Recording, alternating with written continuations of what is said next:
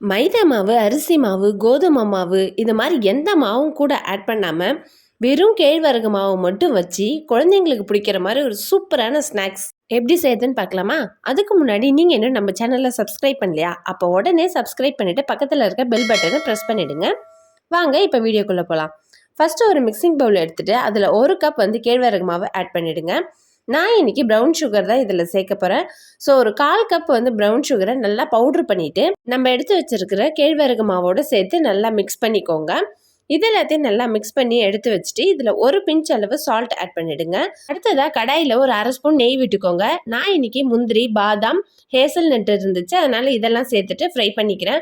உங்ககிட்ட எந்த நட்ஸ் இருந்தாலும் இதை கூட சேர்த்துக்கோங்க. நட்ஸ் எல்லாம் லைட்டாக வறுபட்டதும் இதை ஒரு மிக்ஸி ஜாருக்கு மாற்றிட்டு நல்லா பொடி பண்ணிட்டு நம்ம எடுத்து வச்சிருக்க கேழ்வரகு மாவு கூட சேர்த்துட்டு கூடவே ஒரு 1/4 கப் அளவுக்கு நெய்யை இது கூட சேர்த்து நல்லா பிசைஞ்சுக்கோங்க. சப்போஸ் உங்களுக்கு நெய் சேர்த்துட்டு இன்னும் மாவு சரியாக பிசைஞ்சு வரல அப்படின்னா நீங்கள் பால் கூட சேர்த்து நல்லா பிசைஞ்சிக்கலாம்.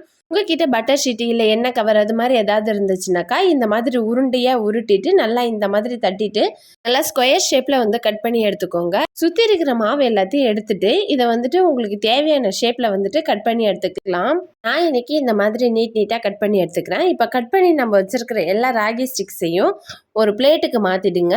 அடுத்தது நான் ஒரு கடாயை அடுப்பில் வச்சு ஒரு 10 நிமிஷம் கடாயை ஹீட் பண்ணி வச்சுருக்கேன். இப்போ நம்ம ரெடி பண்ணி வச்சுருக்கிற பிளேட்டை அந்த கடாயில் வச்சு கரெக்டாக ஒரு 15 மினிட்ஸ் வேக வச்சு எடுத்தீங்கன்னா மொறுன்னு செம்ம டேஸ்ட்டில் ஒரு ஹெல்த்தியான கிட்ஸுக்கு பிடிக்கிற மாதிரி ஒரு ஸ்நாக்ஸ் ரெடி ஆயிடுச்சு.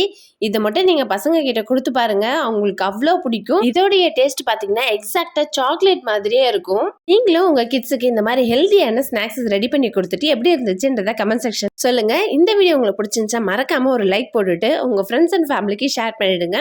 நெக்ஸ்ட் ஒரு சூப்பரான வீடியோவில் உங்கள் எல்லாரையும் மீட் பண்ணுறேன். See you. Bye.